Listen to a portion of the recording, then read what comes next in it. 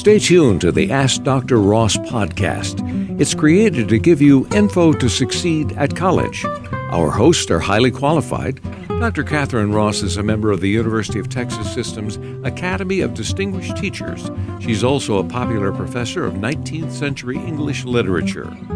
Ask Dr. Ross is a community service of the University of Texas at Tyler. Hello. This is a new season of Ask Dr. Ross, and I have an exciting announcement, which is I have a new producer. Nathan, our wonderful former producer, is graduating, and we've got a new one, and this is Ashley Worley.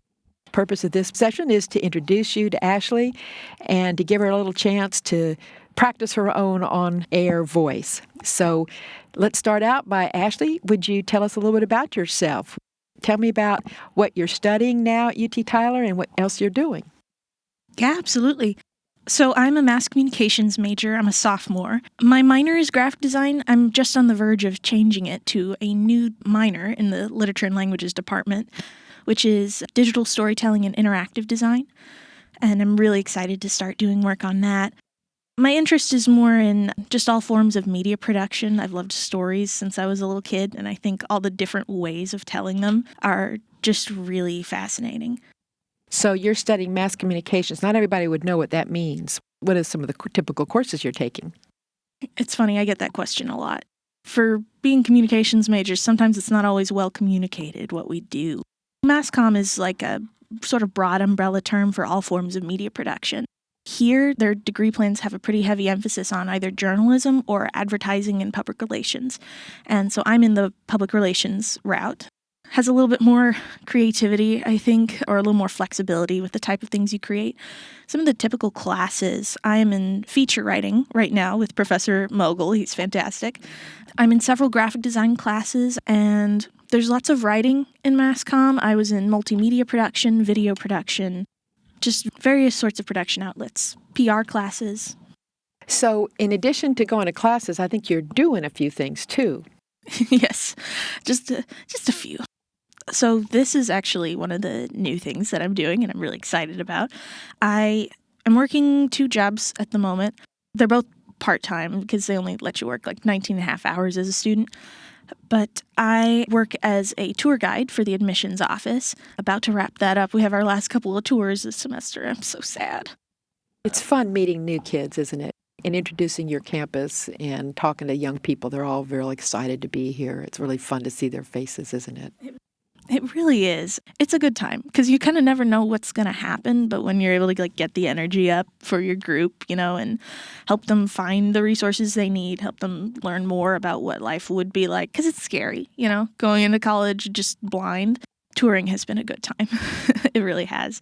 So I work that job. It's about 1 day a week, and then I work the special events like Patriot Premiere. Those are half day, all day type event things. And I also now work at the digital design studio. So I'm a undergraduate assistant. And so you're getting a lot of on-the-job training. It's like an internship. Are you being paid for the digital design studio work? I am, yes. Okay, that's even better, isn't it? And when you say that, what exactly are you doing? Well, at the moment, we haven't really kicked into gear some of the other things we were planning. I am an assistant to kind of take management things off Michaela's plate. So managing the hours, or somebody has to be in the studio to keep it open. She has a lot going on. And so sometimes just having to be in that one place is difficult. And so I can step in.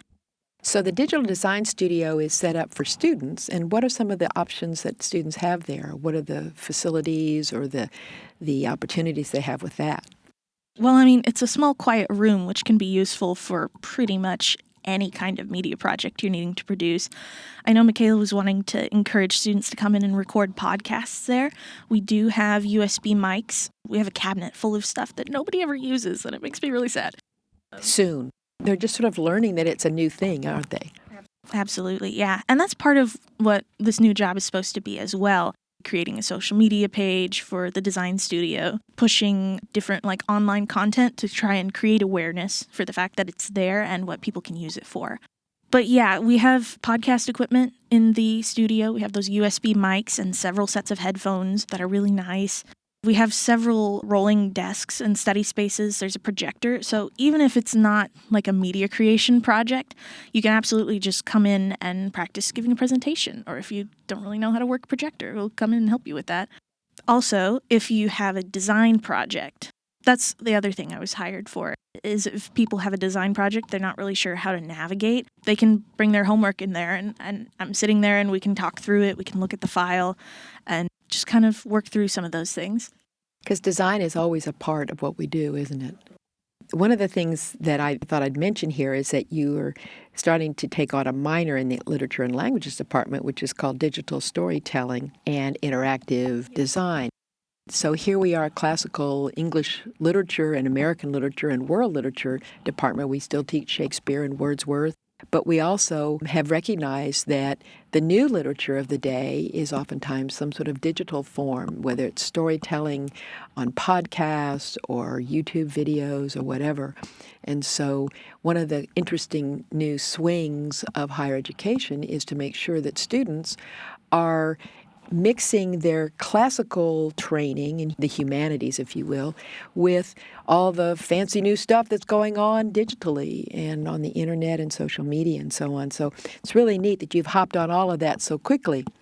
Now, one of the questions I always like to ask students is, what was the road you walked on to get from a sixth grader or maybe even a third or fourth grader to a college student? That's a really good question, actually. It was kind of always an established precedent, I think, in my house. Like, they were expecting us to go to college. They talked about it to us when we were kids, and it was just kind of expected. So I was homeschooled from like first through 12th, yeah. That's a long time to be homeschooled. My goodness. It was, yeah. But I really enjoyed it, and I think we got great education out of it. Helped us a lot, too, because we moved around a little bit. But yeah, so I was homeschooled, and we also went to these homeschool co-ops. There's several of them in the area. We participated in those and got other learning from them. And also some social life, right? Oh, absolutely. That's one of the things people are always like, how did you make friends as a homeschooler? And I'm like, well, we talk to people. Uh-huh. Lots of them, yeah. Mm-hmm. So I think those co-ops are really beneficial with college preparation because they're set up actually a lot like college. Like when I got in here, I was scared. The first day I was like, I don't really know how this is going to work. It works a lot like homeschooling, weirdly enough, because in our co-op, it meets one day a week, maybe two. So you go on that particular day, you have class times and schedules that usually you were involved in selecting, and you go, you learn, you get your homework, and you have the entire week to manage it. So you really do have to create your own schedule. You have to learn how to manage time, which is one of the hardest things a lot of college students who didn't get homeschooled but who went to public schools or into private schools as well. The day is pretty well planned for you, and they give you study halls and all of that and homework and things, and it's due the next day, so you have to sit down that night and do it. Whereas in a college schedule, you might have a Monday, Wednesday, Friday schedule or a Tuesday, Thursday. You have these big gaps of time that are yours to use or waste. Now, not everybody that goes to UT Tyler was homeschooled, and not everybody who goes to UT Tyler was told from the beginning, you're going to go to college. So what would you tell other students who are looking to go to college? Of course, you haven't been in public school, so maybe you don't know, but your advice to kids coming up, maybe 7th graders, 8th graders, high school students, about what to expect from college. Definitely the time management is a huge part of it. I feel like I had pretty good preparation for that with homeschooling, but it's still an adjustment. Creating your own schedule, becoming involved, the other activities that happen on campus, like clubs and all the student organizations. The media, all the things that you're doing, because I don't think you mentioned that you're on the Talon staff, which is our newspaper, and it's not just newspaper. What is the Talon called now? It's called the Student Media Organization. It used to just be the newspaper. Now it's everything, right? Right. And they still run news. I published a couple of journalism articles with them and feature style stuff. But they still do news, but they're also pushing more in the direction of multimedia. So lots of social media. They're very active on Instagram right now. They've created a broadcast, which I'm hoping to assemble a package for if I ever get time. But they have a broadcast. They do all sorts of different things. So did your parents go to college? They did, yes. They met in college, actually.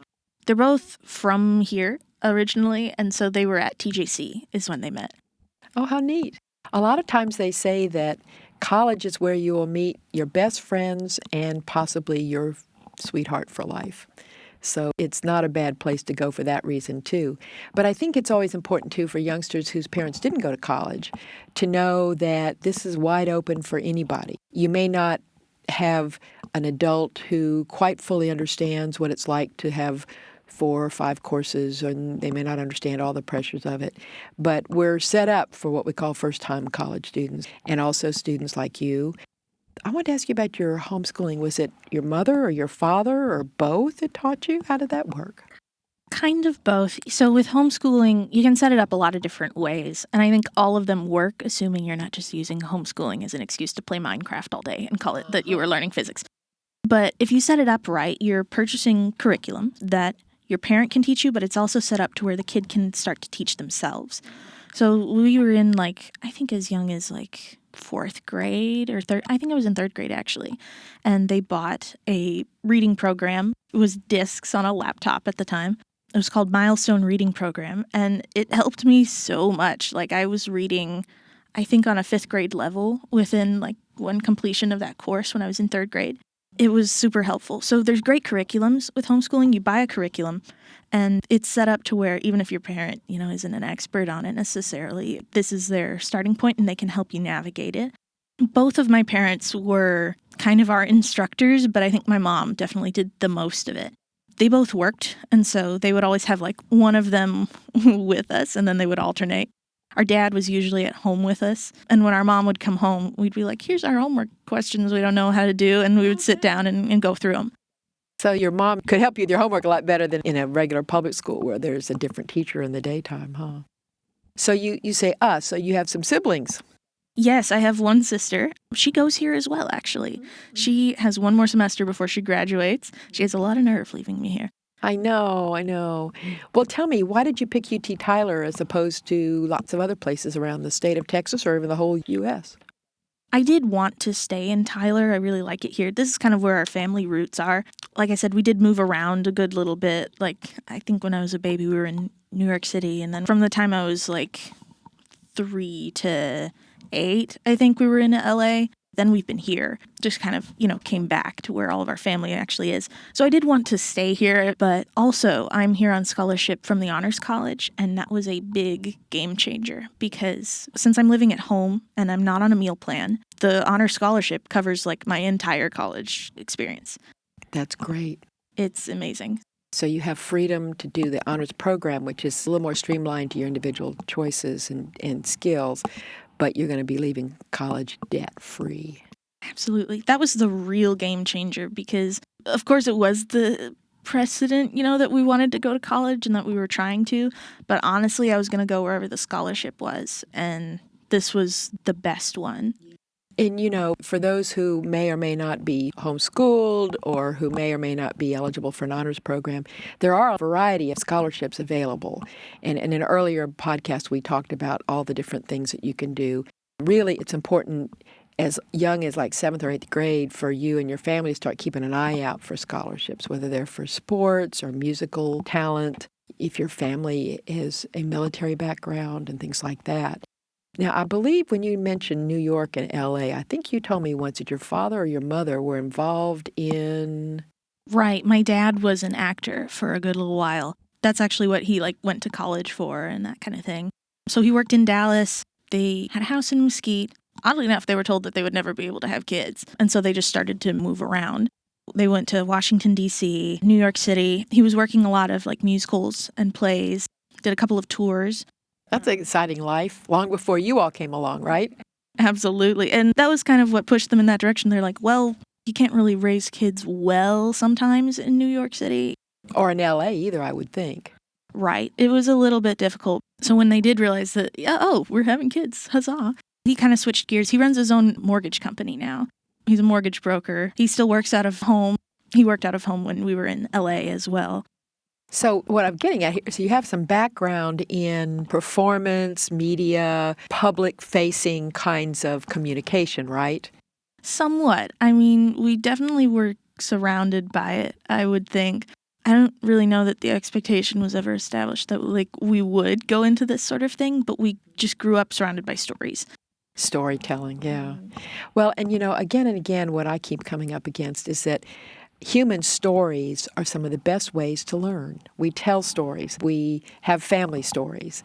We read ancient stories and we see how fantastical they were. And then we see Harry Potter type stories or Percy Jackson type stories. There are all sorts of ways that the imagination is captured by stories. And I think what you're studying, mass communication, graphic design, digital storytelling, you're right where you ought to be, huh? I honestly love it. And the co-op we went to, the homeschool group, was kind of STEM focused. The only real branching out of that we had was journalism, and they kind of had to argue to make that a thing. So I wasn't really sure. I was like, mass communications, am I going to be able to apply that anywhere? But it sounds cool. And anyway, when I got in, I was like, oh, this is exactly it. I just never really knew this was an option. And I think that's a lot of what happens in college is students don't really know. First of all, a lot of high school kids come in freshmen in college or transfer after having some dual credit courses as maybe as a sophomore. You don't really know what you want to do for sure. I mean, a few people do. They've known since they were in 7th grade they want to be a doctor or they want to be a vet or some other wonderful profession that they know something about. But a lot of times all we know about is what we see on television or in movies.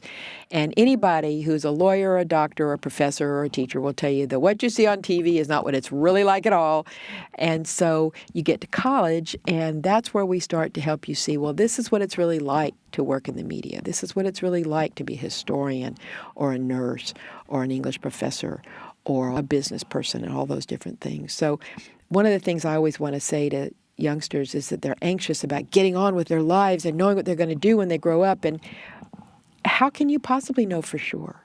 It takes a while. And the good thing for you is that you've already been doing some of these things all along. And now you've got a chance through your jobs or an internship, because you're working with me is kind of an internship, isn't it? It's part of your digital design studio job, but it's also partly because you wanted to learn how to do podcasts. Which brings me to the question of what in the world are podcasts and which one do you like especially and what do you think they really do for us today? Because they're sort of a new thing, aren't they?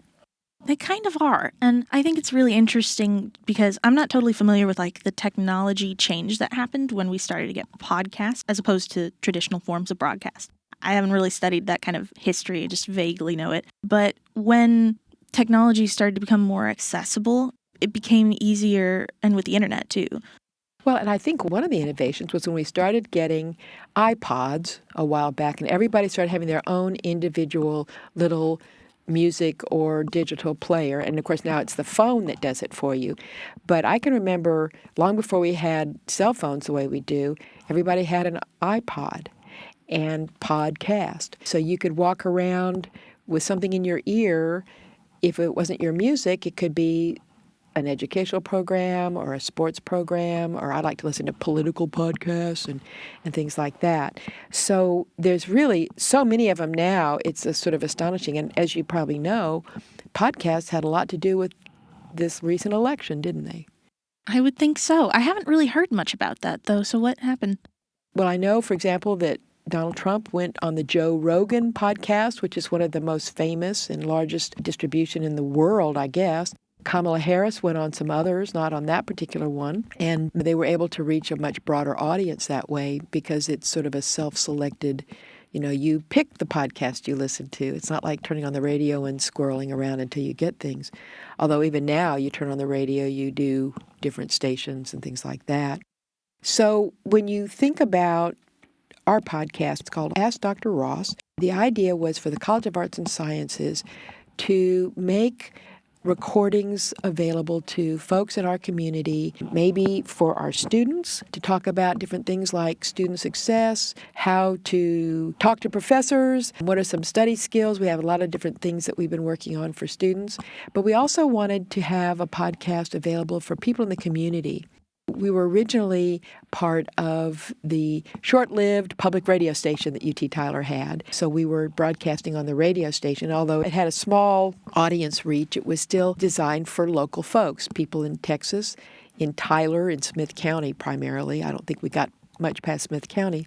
to talk to them about what's college like, what do you do to get into it, how do you pay for it, do's and don'ts and things like that. And so as we moved through the first year, we began to realize that we had a bunch of topics that we wanted to talk about, Nathan and I, including one of the things Nathan was concerned about was just the way he could use what he learns in classes, like in political science, in economics, in the mass communications courses, to help him understand his world. So we launched some of those, and this year we're wanting to talk about some other things, including we're going to expand out and be talking to professors from around the University of Texas system. And you're going to be my partner in all those things. So we get to talk to professors at UT Austin, the flagship. But there's also, as you probably know, let's see if I can count them off. There's a UT El Paso. There's a UT Rio Grande Valley. There's a UT Arlington, a UT Dallas, a UT San Antonio, a UT Permian Basin, UT Tyler, UT Austin, of course. And now there's going to be Stephen F. Austin. So we're going to want to talk to professors from around the state about some of the challenges of higher education. So that'll be kind of my job, but your job will be to be thinking about issues for college students. What are some of the issues you think we ought to be talking about this year for students that you know, your classmates, the students that are a little bit above you, perhaps some students that you know that maybe that are still in the homeschool arena? What would you like for us to talk about? What do you think we need to share in this podcast? That's a really good question. And of course, I'll be thinking about it more. Well, we're planning on having a lot of planning sessions, but I thought it'd be interesting for you to talk about it in this episode. So we might get some call-ins from people to say, yes, do that one, or, oh, don't do that one. Well, maybe this is just a personal thing, but I think it could be kind of beneficial to make a podcast episode about things homeschoolers should know about coming into college. Because I have a group of friends, actually, who went to the same co-op that I did, and they're in UT Tyler right now, so they would probably be fine with coming to talk about it. But also, I get funny looks sometimes when I mention that I'm homeschooled. There's like a stigma around it, I would say, which is fine. It's more humorous than anything else. Because there really isn't a stigma, is it? I mean, there's all kinds of folks who do homeschooling. Right. And there's a stereotype of what it looks like to be homeschooled, which is funny because it's partially true, but there are so many different ways to go about it. And most people don't really know anything about it other than what you see in the movies, which is, well, they just sat at home and they read a book and they're quirky. They eat healthy food. And they eat healthy food and they're allergic to everything. It's funny. But people usually ask stuff, like I said, like, how did you make friends? Or how was the transition to college? Well, I will tell you that I have always had good experiences with the students that I've taught who were homeschooled. They have far less reluctance to speak up in class, which is a big issue. Learning how to speak up in class is one of the first things a lot of freshmen have to learn how to do. And a lot of times they'll sit just hunched down and kind of hunkered in their desk and, oh no, is the teacher going to call on me? And in fact, big part of what college is about is learning how to express yourself, how to speak up for yourself, how to make a case or argue in a friendly way. Of course, we don't mean ugly argument, but we just mean in the terms of, classical rhetorical argument. And I found that most homeschoolers can do that. They're used to talking to grown-ups more often probably because there's so few of you that it's just you and your siblings and your teacher, right? Right. And also, to make friends as a homeschooler, you join tons of other groups, just local community things that happen. And it's not uncommon to just be involved in a lot of stuff that's happening. And so you talk to kids who are older than you, kids who are younger than you, outside your grade, within your grade, adults. You just talk to everybody, because that's your form of connection. You don't really have an inbuilt group. Right. You have to engage on your own. It's not done for you. And in a general sense, it doesn't have to apply to homeschoolers, but an episode on just engagement. Yes. Oh, yes. Tell me about what you think about engagement, because I agree with you on that one. I think engagement is really important. When you come into college, sometimes the tendency is, I think, to just focus on the academic side of things when there's so much other things happening. This is a very important time of development. And sometimes that kind of gets brushed under the rug because we get busy with homework and we get busy with all the other things.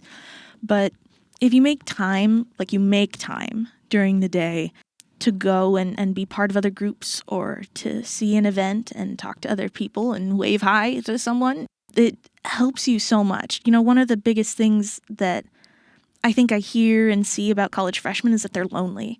And it's very true. Like, I had friends here, and I still kind of felt lonely every once in a while, just because you're figuring a lot of stuff out, and you're figuring out how to be alone.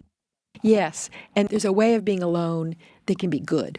But it's not always felt that way at first because, the worst thing in high school is to sit alone at the lunch table, right? You never had to sit at a lunch table before, but maybe you know what I'm talking about.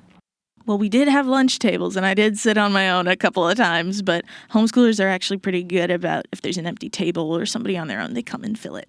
So it was never much of an issue, but we did have the lunch table thing. It was the lunch circle, actually, because we had the floor most of the time. Oh, how funny. So, yeah, I think that's a really important thing, too. And, one of the things I like to tell my first-year students is that we've actually done a good bit of study of the development of college students. And there are actually 7 stages of development you go through in college that really are pretty clearly defined. And the first one you think is, well, you just have to learn how to do higher level math and higher level English and all these different fields.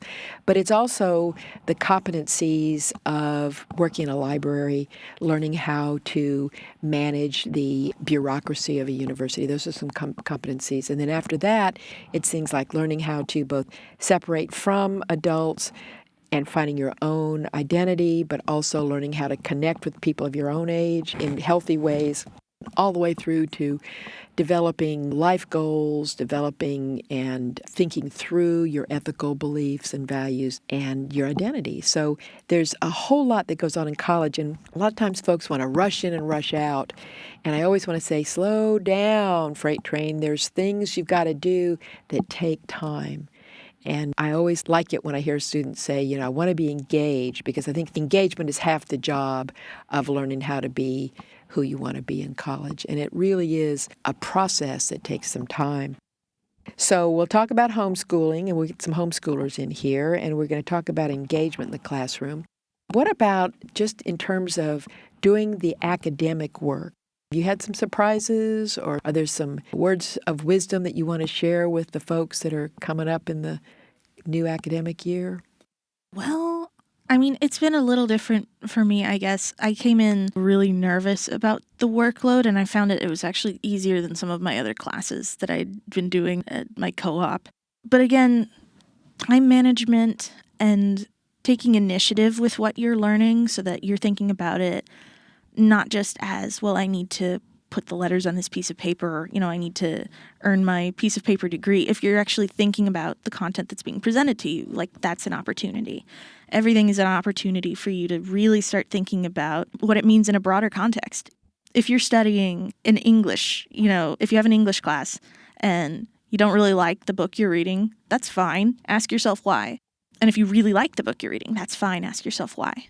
Well, and where I was going with that, too, is that a lot of public school students who've been to public high schools will say that they're not used to having to think this much. They're good at reading material and mastering and giving answers back, at sort of a level of competency or a level of comprehension. But the deeper levels of thinking and reasoning, which are required in college and which also, again, take more time to get to, are one of the big surprises for them. My experience, though, I will say this, is that those who have been homeschooled have kind of had a little more experience with that. Because there are so few in the class, I think you have more time with your teachers because you get more attention from your teachers that way. Because there are fewer, there's an opportunity for more personal growth. The great Jean-Jacques Rousseau, who was a French writer about education and wrote a book called Émile, his ideal learning situation was for him to take a boy named Emile and as one teacher and one boy, and to train him all the way up to the time that he went off to university. And that, by developing relationships with your teachers or your one teacher or your parent teacher, I think that gives you space to get more into the text, into the learning, because you're less worried about negotiating all these different, what do you have, 5 or 6 different high school teachers, and everyone's different. Everyone wants something different from you. And so there's great benefits to all these ways of going about it. Now, one thing I did want to ask you, you said you have to purchase materials to be a homeschooler. I know it's not a cheap endeavor, is it? It's really not. It is kind of costly, but it's worth it. And if you meet other homeschoolers, and there probably are a couple in your area, if you're able to connect with those families, they will usually help you with guiding where to go for curriculum, which ones maybe are more worth the money.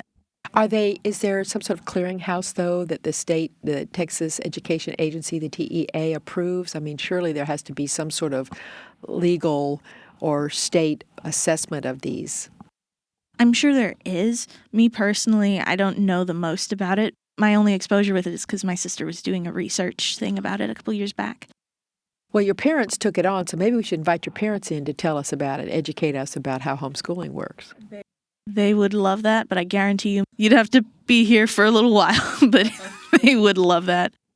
Okay. They would love that. Well, we might just have to set that up, huh? So a couple other things here. Have you had much experience with AI yet? I actually just now started using AI for some of my things, and it's because, so I'm doing a short film project, and there are coloration things that I was wanting to do, but that I didn't really have the research I needed on it. And my only education with film and stuff is YouTube. And so I usually just do Google searches, and sometimes that takes a long time. To find the right one, yeah. Absolutely. So I just started using ChatGPT, actually, and I would just type in the question and type in some of the specifics about the situation, because every project's a little different. And it was able to calculate the amount of hours that doing this or that would add to my workflow as an editor and on the shooting times that we had. And that helped me make a really informed decision about what kind of format we were going to shoot in. So that's really my only experience with AI. That was recent. That was this week. Well, I was going to tell you that, all of us in higher education are fascinated by and a little worried about what it's going to do, not just to higher education, but to really of everything. We recently had a speaker who explained to us that in recent studies of using AI for diagnosis of medical conditions, it found 20% more cancers, early cancers. Lawyers can use AI to analyze contracts in a few moments that would take legal minds hours or at least an hour and would cost money. And there are all sorts of ways that, for example, I can use AI to set up a rubric for a particular kind of paper. The trick with AI is going to be, well, first of all, you always have to watch it because AI doesn't always, it makes stuff up. These large language models, they're always learning new things. And if it can't find an answer that you ask it, it will kind of create it out of the language out there that sounds like it might be a good answer that isn't one. It can't think, but it can sort. For example, I was doing an exercise the other day with my students on meter, how to pronounce certain words. And I found a bunch of words in these poems, and I thought, well, it'd be really good to alphabetize them. And so I just plopped the lists back into ChatGPT and said, alphabetize these. Out it came. That's fairly mindless work, having alphabetized. So I think we're going to find it's going to be a great tool in a lot of ways. There's several different programs we've been experimenting with that will create very good and beautiful presentations. There's something called Paper Pal that I'm sure a lot of students are going to be wanting to use, which can edit papers. And of course, there's going to be always the chance that students are going to want to use an AI to do their work for them. And of course, that's a big waste of their time and their money if they're going to college. But we're going to be watching for that and watching how we can use it responsibly and ethically. And I think one of the things I just used it for, because one of the novels I teach is old and out of copyright, I was able to, go to Google Books and copy the whole book and throw it into one of these programs and then instruct it to allow my students to converse with the characters in the book. For example, one of the characters is Reverend Hale, and he leaves the Church of England. And it's an interesting decision that motivates all the rest of the action because the whole family has to move. And my students could say, well, Reverend Hale, did you think about what effect your leaving the church is going to have on all your whole family? And he could answer. And sometimes the answers were pretty interesting. but it gives students a chance to play around with text in new ways. So I don't think anybody should be afraid of AI, and I think working in the field that you're in, you'll discover, like you said, it already helped you figure out how to streamline your editing process and building your film. So to come on back around, I'm just thrilled to have you as my new partner in this project. My goal has been to try to help folks in our area, and anybody really who's interested in going to college, to know how to get there, how to do it well, and really what a wonderful experience it is, how it gives you something that no money can buy. We know it costs money, but it's also a set of experiences that is pretty much priceless. And also, most importantly, I want people to be able to use their time well so that when they finish, they say, yeah, that was a good thing that I did. So welcome to the podcast, and I'll be looking forward to hearing all the things you have to say in the next couple. How's that? Thank you very much. I'm excited. So, well, that was pretty interesting. I enjoyed that. I guess that's a wrap, Ashley. Yes, ma'am. This has been the Ask Dr. Ross podcast. Thank you so much for listening in with us today. And if you have questions about college life or any of the topics that we were talking about today, please send us your questions to adrquestions@gmail.com. We'd love to hear from you. In the meanwhile, we'll see you in the next episode. Thank you very much. This is Ashley Worley signing off. Bye-bye.